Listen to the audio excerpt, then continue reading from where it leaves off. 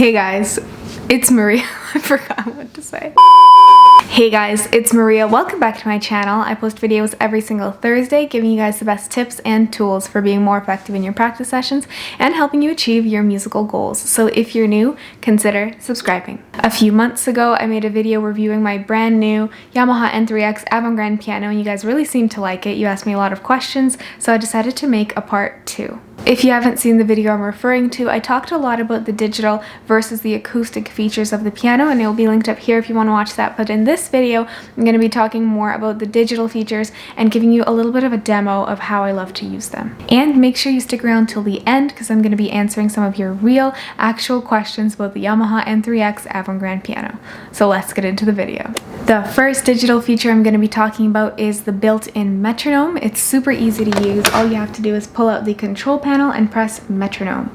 It goes all the way from 5 to 500 beats per minute, and you can also change the accents on the metronome by pressing different keys on the piano. For example, when you press middle C and the metronome at the same time, you get the classic, the crowd pleaser, no accent, and this is the one I prefer.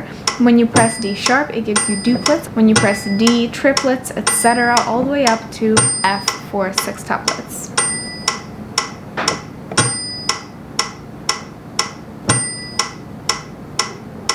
Now, before I had this piano, I just used the metronome on Fourscore, which is the best app ever, by the way, for reading scores on your iPad. But rewinding back, before I had an iPad, I just used a free metronome app on my phone. So ever since high school, the metronome has been there for me in times of need. It's my best friend. No, it's not. But to have it inside the piano, especially when I'm practicing in headphones, has been amazing because, as you can imagine, when you're practicing in headphones, having the metronome on your phone means you have to turn it up more, disturb more people, and especially since lockdown when I've been practicing more at home and trying to disturb as little people as possible, this has been amazing.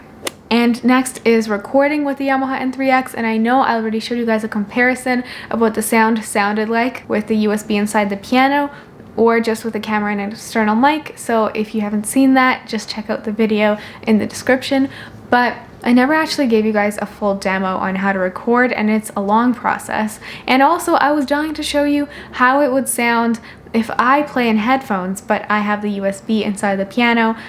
But I don't know if it's gonna work, so if it does, I'm gonna insert a demo.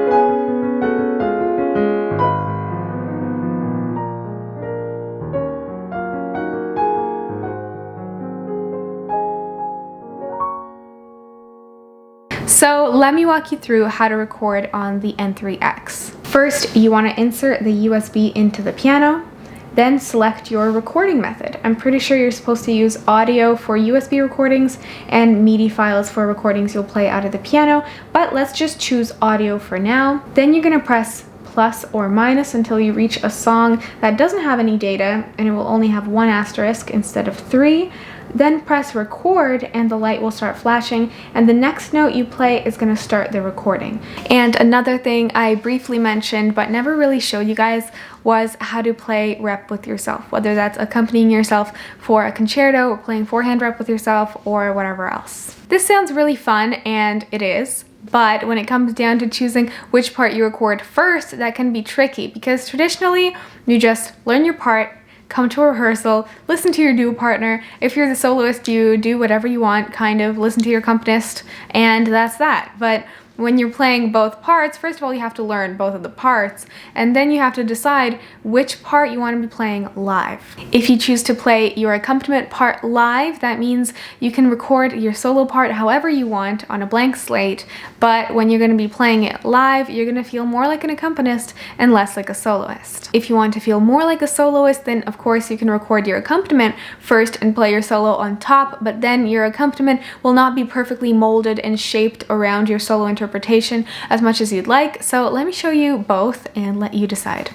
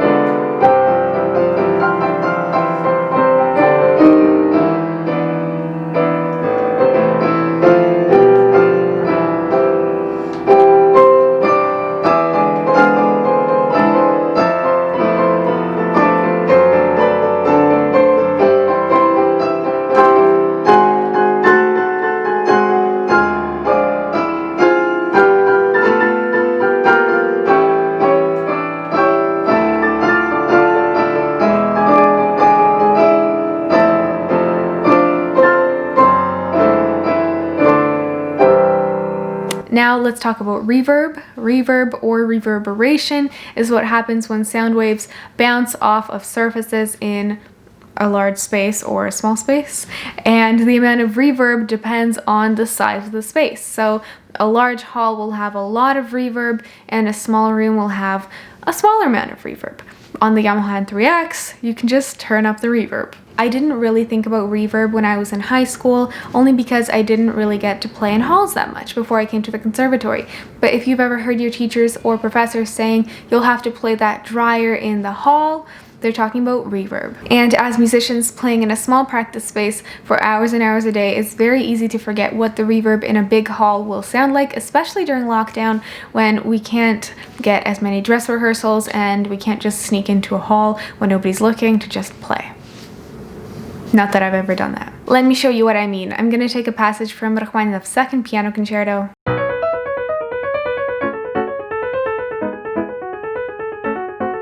This is one of those passages that needs to sound really dry, really articulated, and basically like pearls on a necklace. And when you're practicing in a small practice space, it already sounds like that without you trying to do anything. But let's see what happens when I turn up the reverb.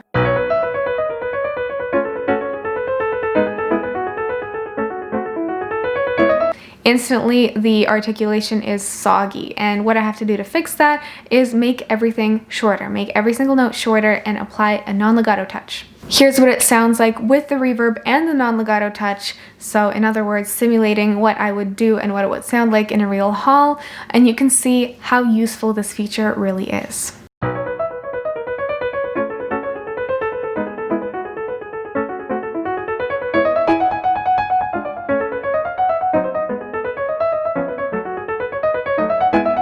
That being said, I definitely don't recommend practicing with reverb all the time because in most cases it does make you sound a lot better than you actually sound, and you might get lazy and think you don't have to practice something when you actually do, but it is a great tool to expand your horizons and simulate what you might actually sound like in a big hall and check your articulation in those specific passages. So let's get into some of your questions. The first one, regarding your expressive/dynamics control, i.e. pianissimo to forte, fortissimo, etc., are there limitations to this on the N3X? Is your control of the aforementioned better, same, worse when you shift back to acoustic grand, acoustic upright? So I love this question, and the more time I've spent with this piano, the more I've realized that when I turn my volume down, which is very natural for me, I prefer to practice with my headphones in to not disturb the people around me. I've mentioned that before, but at some points when I'm teaching or when I'm playing for my lesson, I do have to take out the headphone jack. And when I do that, it actually does not extend my softness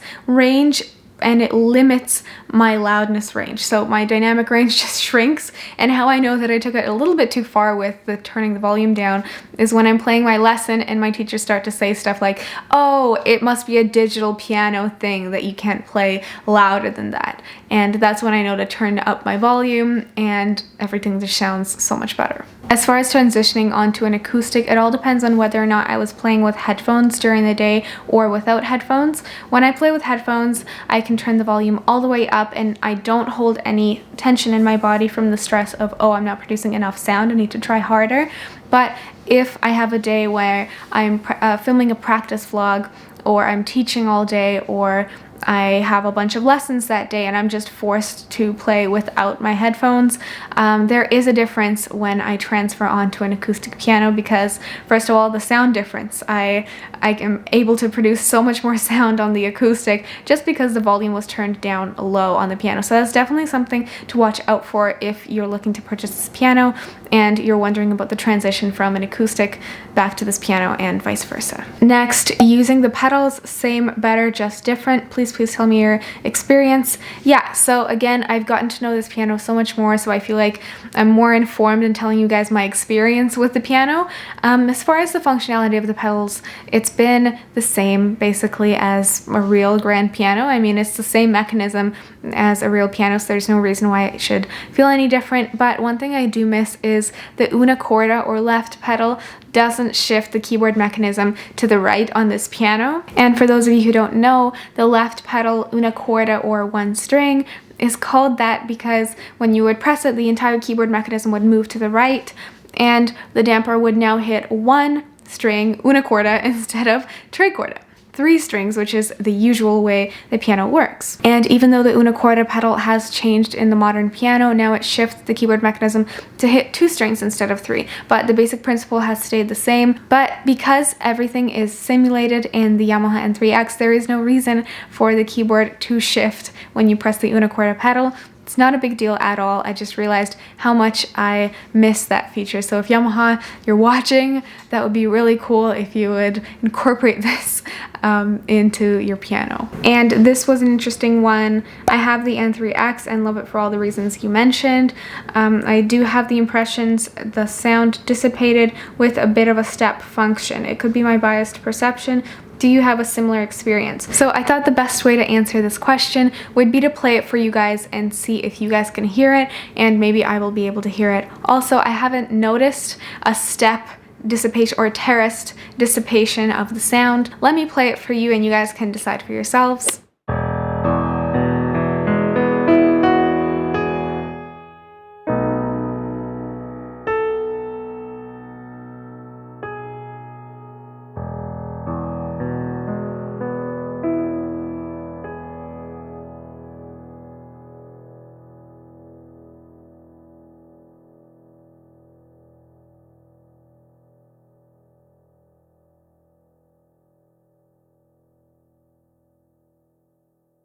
So what do you guys think? Terraced or not?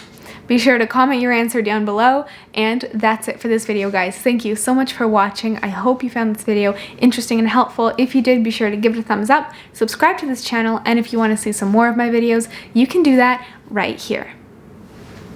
Bye, guys.